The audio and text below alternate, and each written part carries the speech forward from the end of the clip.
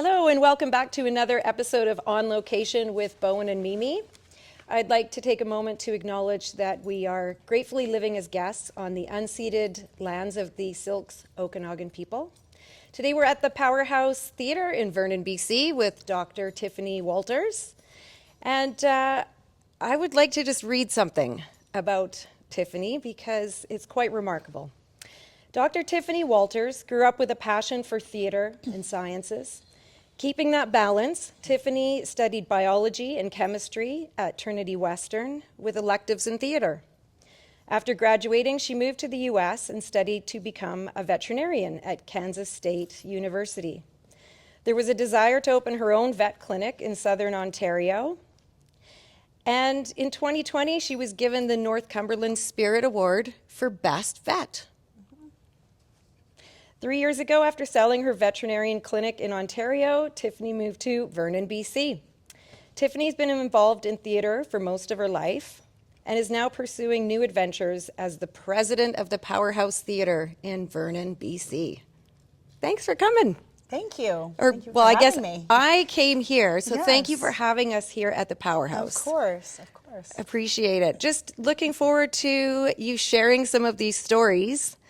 And I'm just taking a moment to look around because I was here a week ago with my family for a pretty fantastic presentation of A Christmas Story, which you had a lead role in.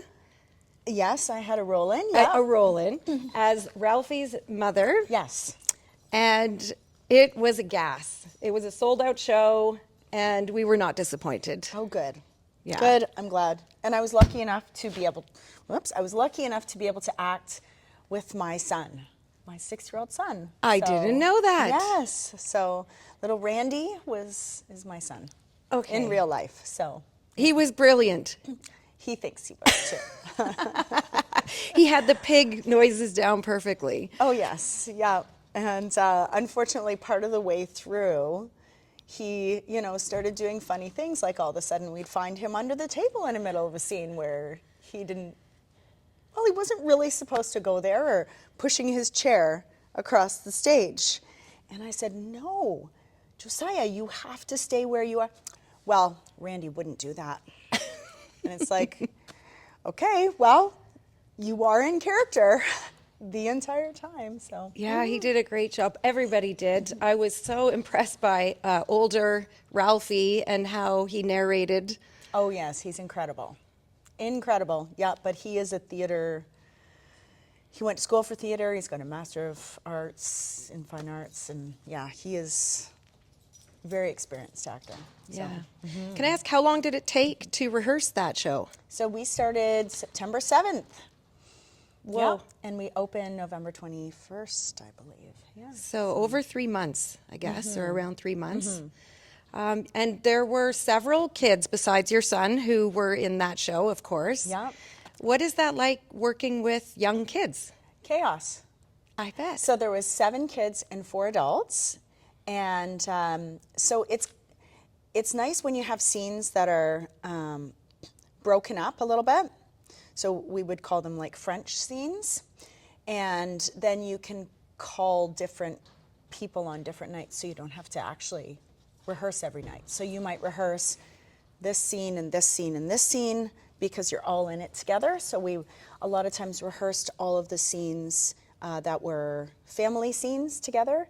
And then the next night, all the kids would come and they would rehearse all the kid scenes. So some of the cast I didn't see until the end of October. That makes sense to do it like that, though. Yeah, then it doesn't waste anybody's time. Right. So is that the production manager, or maybe you can explain a bit about the roles of who organizes, who schedules, who coordinates those kinds of decisions? Okay, so the director, that's the director's job. So most directors that I've worked with will do French scenes where they kind of break it up into little pieces, kind of bite-sized pieces, so that they can focus on some particular roles and scenes, and so you have a through line actually going through those scenes as well. You may have, scenes breaking them up, but you have continuity within those scenes. So the director breaks up those scenes. The director is the one who casts and sets rehearsal times, and then goes through the entire process from the start to the end of kind of bringing that creation and that vision of what he envisions on stage to the stage. So he directs the actors. He also directs the set designer, who then kind of talks with the set construction, and they bring the set construction together on the stage. The set was fantastic. It was incredible, yeah. And Eugene was the guy who did the set, and I mean, he does an incredible job. The way he kind of mocks everything up. So he brought it to our first rehearsal. He had it made, a miniature, in the exact dimensions that it was supposed to be, and he had it painted with the colors and everything. So it was incredible. And then the director also, will talk to the props person about what he wants for props, and then costumes, and then the set decor, so all the furniture and the painting and everything like that. And then the producer, so I am less familiar with the producers at the Powerhouse, because I have acted in other places before, and sometimes they do it a little bit differently. So here they've got the producer role split into two, where one is the administrative producer and one is the technical producer. So the admin producer would look after things administratively, which would be putting things in the paper, which kind of is a little bit of marketing, and organizing rehearsals and things like that. I'm a little bit unsure of where those roles. Yeah, but you've really helped paint a picture for those of us who may not know all of the different positions that bring it together. I mean, Yes, it's a huge team. There's so many. And then backstage hands, we had a few pieces coming in and out all the time on rollers. So you've got to have backstage hands, just bringing stuff in and out. We had dressers, because I had 18 costume changes. Wow. And then my son had costume changes, and Ralph had costume changes. So we had multiple dressers in the back, just. And your outfits were fantastic. Oh, I was thinking, you. Oh, I like that one. Yes. Yes, I like them all. Yeah. And your shoes. Yes. So there's if you see 7 people on stage, there's probably 5 to 10 times that have gone into that, front of house and ticketing, and to make a production come together.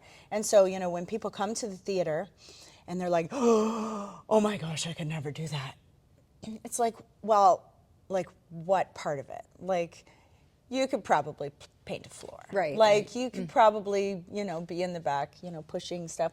Just being involved in this community is the thing that's the best. Right. Yeah, it is. It's a community theater. So these are volunteer positions. And do the actors receive some kind of an honorarium, or it's all volunteer as well? It's all volunteer. So, yes, this is a not-for-profit organization. Nobody receives any money for anything that they do. So at this point, yes. Wow. Yeah. Thanks for that explanation. Just thinking about you as a child also being involved in theater. So you've been on both sides of the coin, having just acted with these kids, and then thinking back to when you were a kid. Yeah. Was that in Ontario? Yes. Okay. Yeah, so I'm from Ontario. I started acting, I guess, in grade 3. And then, you do your big school plays. And then I thought, man, I love this. So I started acting, excuse me, in the community theater, doing like Oliver, I think was my first production with them. And then, went on to high school and did things there, and then kind of faded out until university, when I was like, man, what am I going to do? And you decided to leave Ontario and come to BC to study at Trinity Western. Yes. And yeah, so part of it was following a boyfriend, I'm going to admit. Yeah, and yeah. part of it was it's a Christian university, and that's what I wanted Yeah. at that point. So, yeah, so just the same kind of moral and ethical kind of standards. I felt comfortable with going there, and I liked their science program. So it was small classes, and I graduated with every skill I would ever need in a laboratory. So yeah, it was good. And then I could do, it's a more liberal arts program, so you don't do all your courses in science. You have to do, so you have to do English, you have to do history, you have to do physical education, you have to do a broad range, which I liked. And I think it gives you more of a well-balanced approach. And so when I was picking my electives, I'm like, you know what? I think I want to do theater. And so I just did all the acting electives that they had. And I realized, oh, I really love this. So, yeah. So then after university, I had to make a decision whether I was going to go into medicine or whether I was going to go into acting. And I had an agent at that time that wanted to promote me, and I had to make a decision, and I chose medicine because I can still do medicine and still act on the side, but you can't really act and do medicine on the side. Right, that makes sense. Was that a really hard decision, though? Did that take some time? Did you reach out to people in your inner circle to help you with that decision, or? It was, no. No, I figured because I had been involved in community theater and I'd gotten so much out of it and it was so fulfilling, I knew that that could always be there for me as long as I found a great community and a theater with a great community. Right. So. And then that next adventure took you to the U.S.? Yes. So my husband got transferred to the U.S. for work, and since I couldn't work down there with the visa situation, I applied for vet school and got in, and I was like, oh, okay, well, I guess that's where I'm supposed to be. So I went to vet school. And I'm For 7 years? Isn't it a long So I journey? did yes, I did 4 years like undergraduate and then 4 years postgraduate. So, yeah. And I am the only vet I think I know that has not wanted to be a vet since they were born. So. Okay, because I was going to ask you if you grew up watching All Creatures Great and Small on PBS, or... No, I didn't actually, but I'd always been told, you should be a vet. You should be a vet, because I loved animals. But I wasn't allowed to have any because my parents, no, we can't have animals in the house. So I actually wanted to be, I wanted to be a doctor, like an MD. And it just, I kept being told, yeah, you just don't fit the box. And I said, like, what does that mean? I don't understand. Well, you have too many extracurricular activities, because I played varsity soccer at the same time for Trinity Western, and I founded the Trinity Western women's soccer team there. It just sounds like you had a really good balance. I thought so. Yeah, I think so. But I guess that's not what, at the time, that they were looking for. So but it was something that was really encouraged in veterinary medicine. So I found a home there, and everybody else was totally right. Yes, I should be a vet. So. There's different types of vet medicine you can study. Right? Yes. 5 different types, or? I No. tried to do a little research on, how do you choose what discipline of veterinary medicine you want to study? So you graduate and you're a vet. And then you can go on to specialize, and there are many specializations that you can do. And I had offers, to do residencies and internships, but at that point I just wanted to have kids, actually. So I wanted to focus on family and do that first. So, I was looking at becoming a pathologist or going into exotic animal medicine, which would be like a zoo vet. And then surgery was another one that I considered. But those two were kind of my top two, and I had offers for those. But then I decided that I would just kind of stay, I would get enough experience, have my family, and then kind of rethink if I wanted to do that. Because a lot of times, so what I found was once you're in it, you kind of find your path of what you like once you've been in it a little bit. And so I realized very quickly that I was good in surgery and I did not enjoy medicine. So I focused on that, and so now I'm a locum. So I locum before, and then I had my own practice for 10 years. Can I just ask, was this still Yeah. in Kansas, or had you made the move now back to Ontario because you were raising your family? Yeah, so after school, we just really wanted to come back to Canada. So the choice was, do we go to BC to be with my husband's family, or do we go to Ontario? So we decided to go to Ontario, and that's where we started our family. I started locuming, and then I purchased a vet clinic and ran it for 10 years. I wanted to ask you about the name of it. Ganaraska. Yeah. Ganaraska Animal Clinic. So Ganaraska is the name of the river that Thank runs you. through Port Hope. So it was named after the river. It was the first veterinary clinic in the area, actually. So yeah. Was there another vet practicing with you that you had? So when I bought it as a single vet, and then by the time that I sold it, it was a 5-vet practice.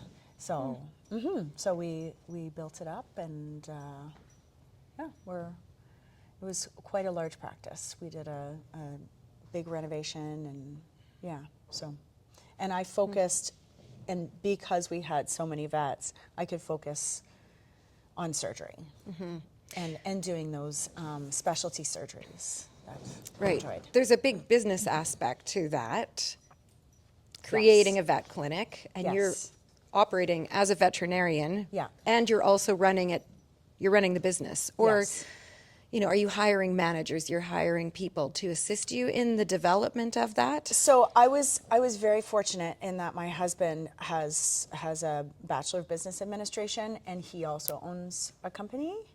And so stuff like HST filings and all You that. hire people to do that. No, he did it. Oh, he did all that. And then he taught me to do it.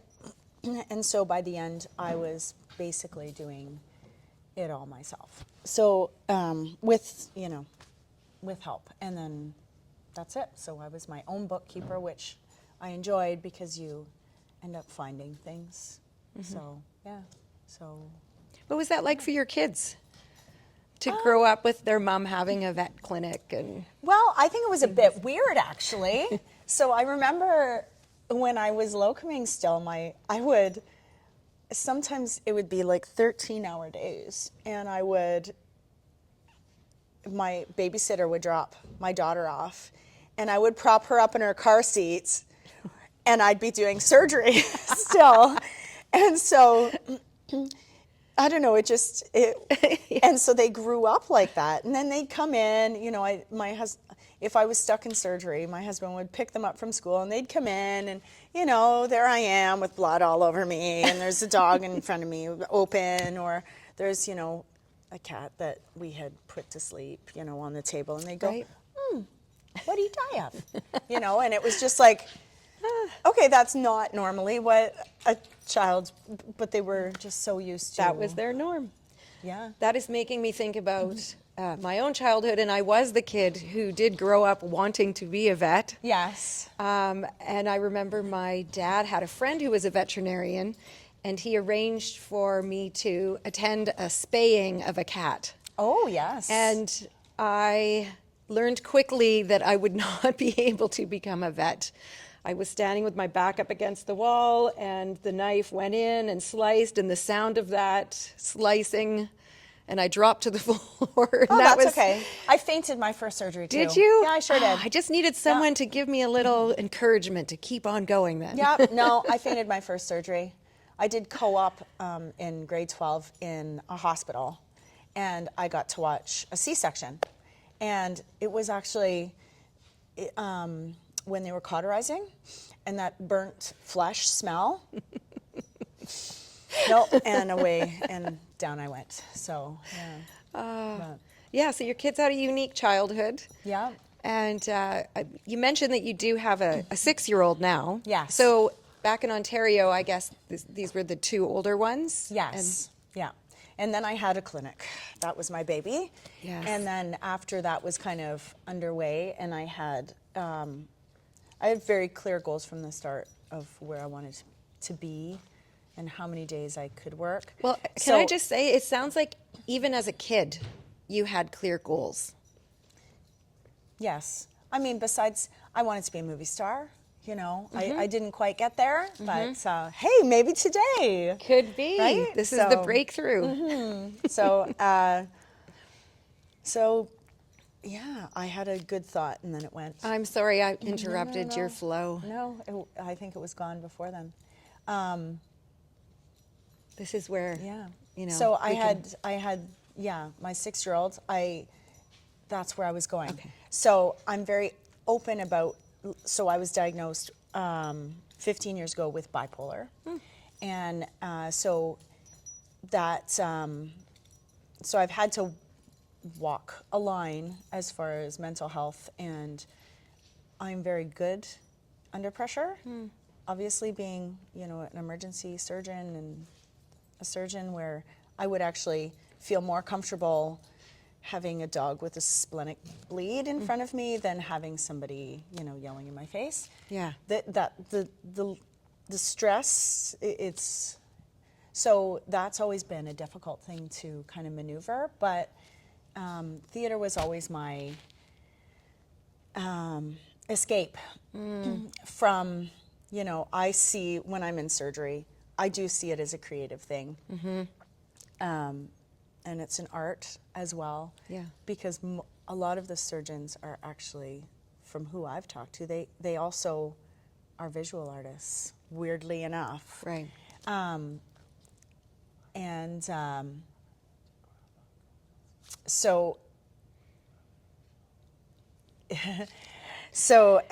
We have a little distraction right now, so that's okay. We can come back into this. Yes.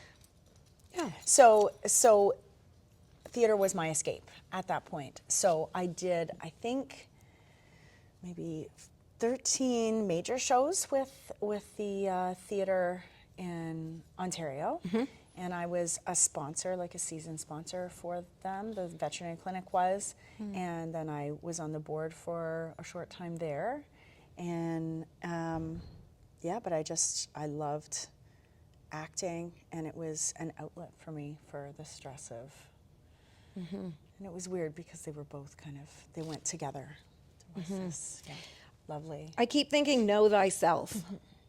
And it just sounds like your life journey has really helped you understand who you are.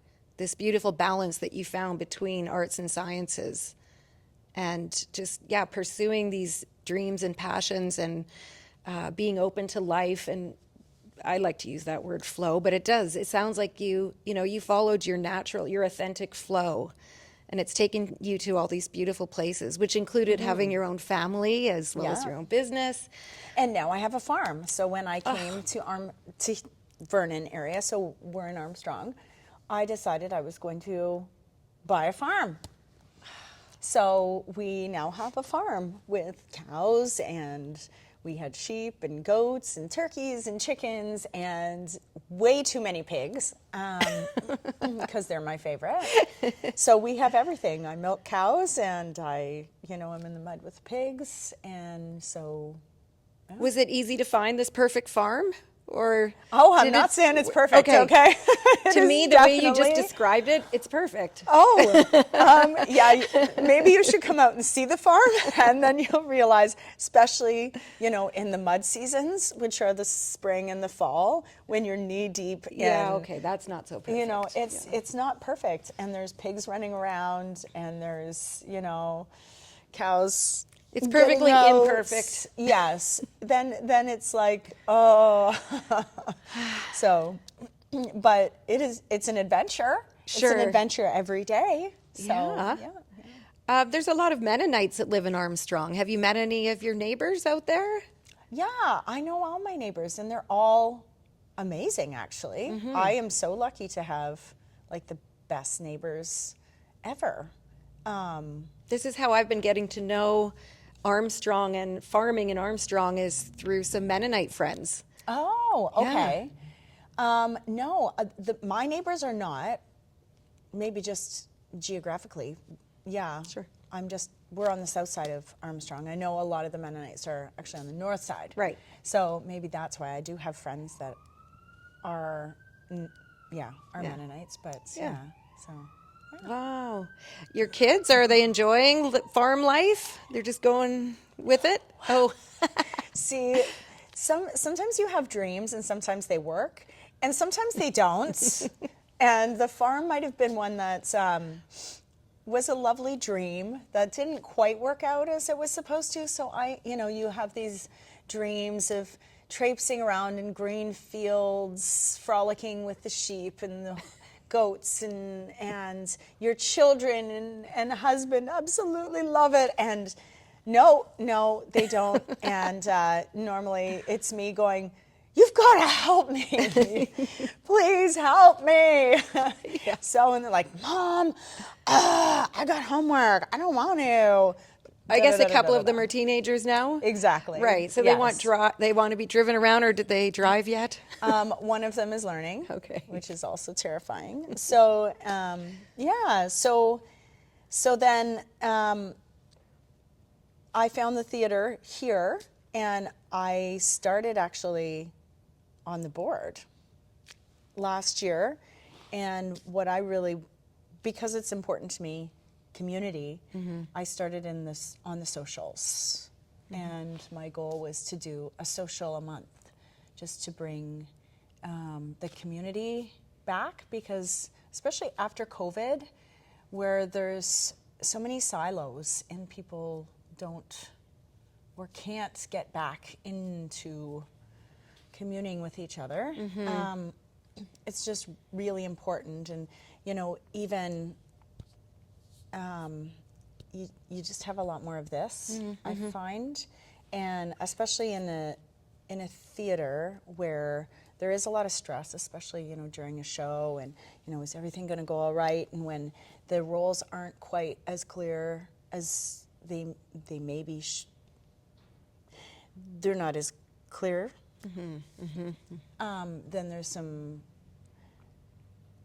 Then there's so many people that are in it, and you don't know everybody. It's easier to get upset, and so getting community was important.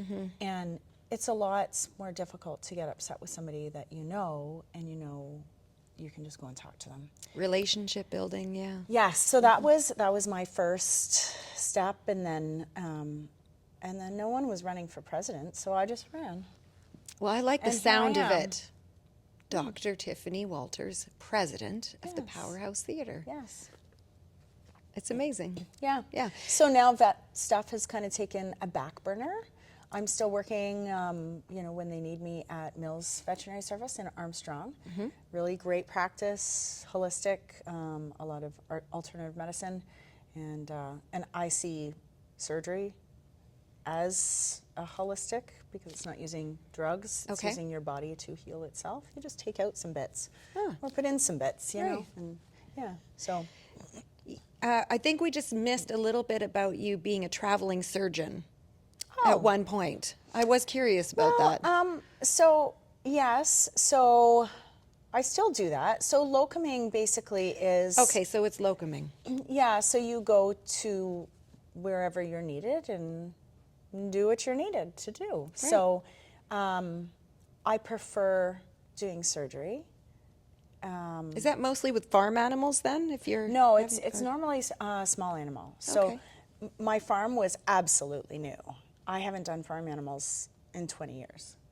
So so that was a big thing. So but I'll be able to diagnose them, and then I'll be like, oh my gosh, I don't remember. I can't do this. I don't have this stuff. So then I'm on. Call a vet. You are a vet. I know, but call a different one. So no, I do small animal surgery. That's where I kind of feel comfortable. I do some on my own. Right. But most of your time is here at the Powerhouse now. Now it is, Yeah. yes, which has just started in September. So, yeah. Okay.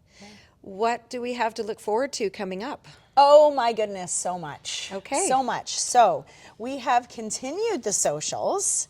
So we're Can trying you tell to. us a bit about what are the socials? Yes, I would love to. So I'm trying to increase our membership so that there's actually a community, a strong core community that is theater based. So those socials, so these members, so in your membership, which is $25, $30, I can't even remember, there is a social every month.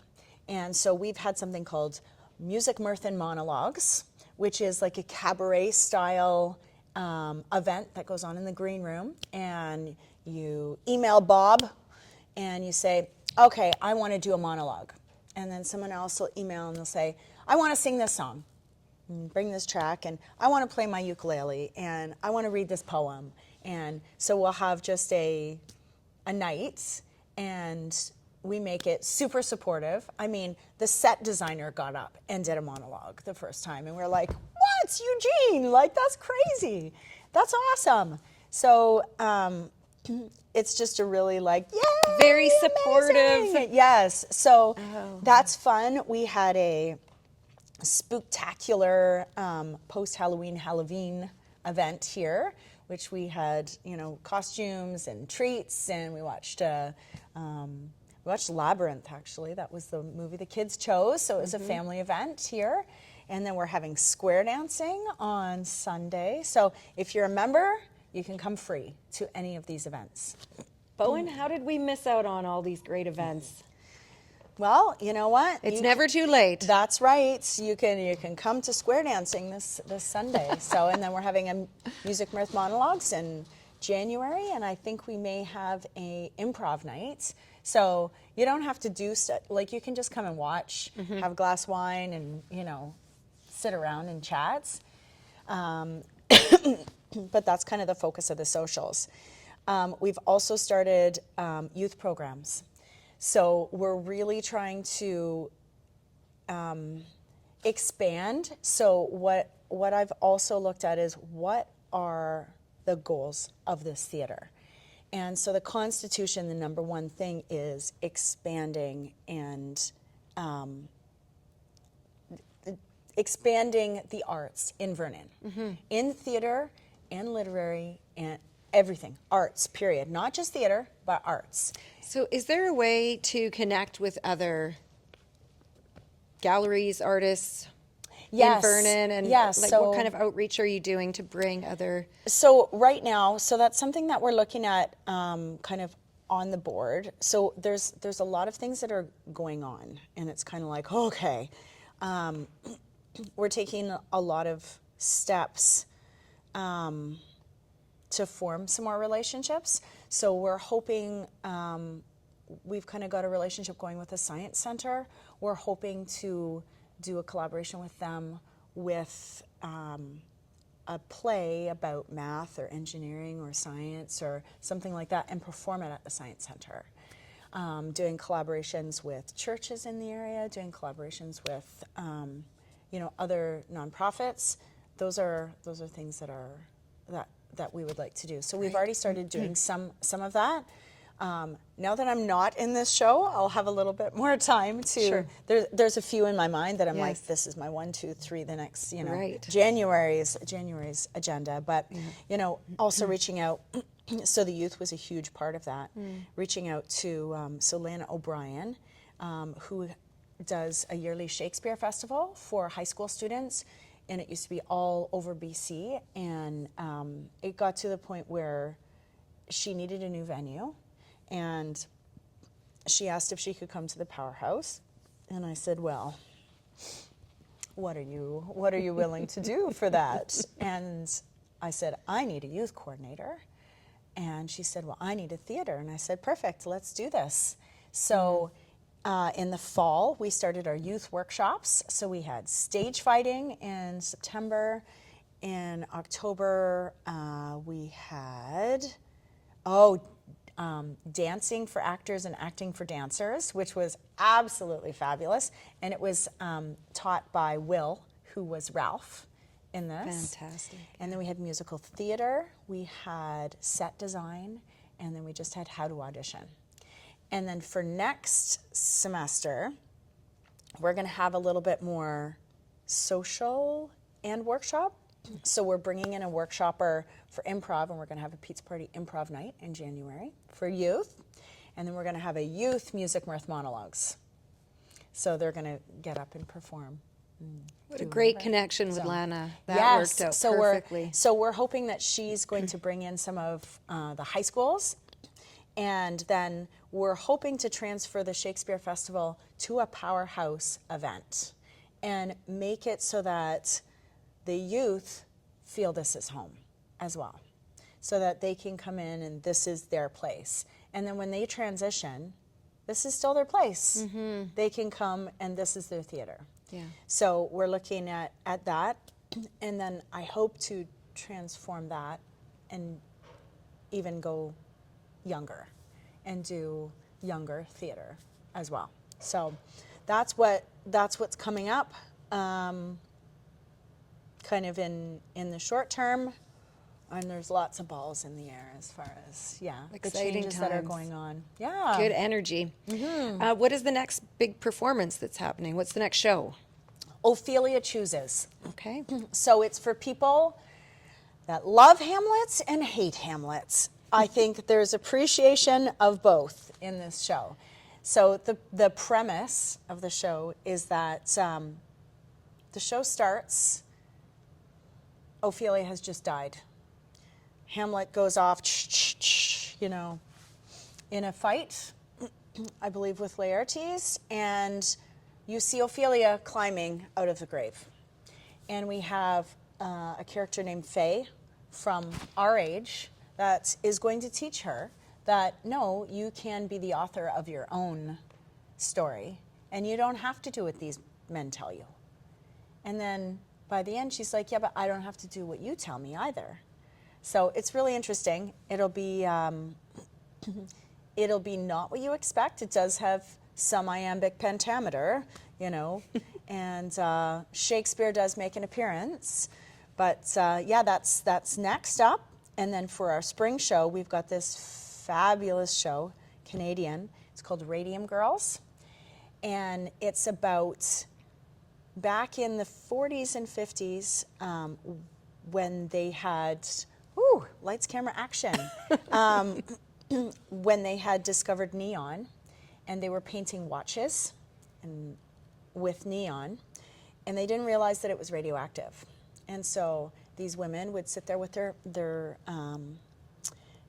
paintbrushes, lick the paintbrushes, and paint. Wow. And they would get radiation poisoning. And so a lot of these workers ended up dying horrible deaths and living horrible lives because of radiation. And it tells the story of how the workers fight to get compensation. Now, most of them had died at that point, but the fight of workers' rights. And the higher-ups were kind of trying to hide it. And and that's a Canadian story that happened in Port Hope, where my practice was, Okay. and in Toronto. And it was really interesting because a new member to the theater, Don, he said, oh, my mom was one of those girls. She's got all these pictures of her in this factory, and she suffered with aplastic anemia her entire life. And I was like, oh my goodness, Fascinating. that is incredible. Yeah, a few coincidences there. Yeah. So hopefully we'll have some pictures up at the show Right. from his mom that have never ever been seen before. And who wrote that story? Oh, now you're asking Oh, me. Oh, I don't doesn't know. I matter. can't Just I remember. thought that was interesting that Yeah. that it's about this place where you were living, where you're from. So, Yeah. So wow. Lots of great things are happening at the Powerhouse Theater. Thank you so much for bringing your awesome energy here. thank you. And back and to Vernon. please, if you we need people. especially backstage. Well, it's hard to say no to any of that. It sounds pretty fun. Oh, it's so fun. It's Yeah. so fun. And, if you can sit there and read a script, you don't even have to read it to yourself. You can be assistant stage manager. Okay, so-and-so's here on the side, ready to go on. Or, move something, change people. Or if you're an artist, that's what we would love is some visual artists to actually paint the stage, because we've got stage painters, but I visual think to artists. connect with Gallery Vertigo, which is a nonprofit, might be a good connection for you. Absolutely. Yeah. Yes. I've got one question. Usually I don't interject, but Yeah. I'm wondering what made you move to theater and pulled you to that rather than film. So film, I guess my comfort in theater, and then I tried film a few times, and I'm like, I feel really weird. There's this lens, this big black lens, and it's dead. But when you're on stage with 300 people in front of you, it's you can read them, and you get energy from them, and I don't know. It's more of a relationship, I guess. Whereas film, it's very one-sided, and it's not like I've had huge practice in film or anything like that. But I think it's the relationship, and that's what drew me to my favorite characters, like Agnes from Agnes of God, and I can't even say it because I'm sitting on stage, but the Scottish play, I was the lady. Those relationships between myself and those characters, and the relationship with the audience is what I like. Good question, Bowen. Yeah. Thanks for asking it. Well, I'm really appreciative. Thank you so much for taking the time. Oh, thank you for coming. I love getting to know you and hearing these stories. This has been another episode of Bowen and Mimi on location with Dr. Tiffany Wolters, president of the Powerhouse Theatre here in Vernon, BC. We'll see you again.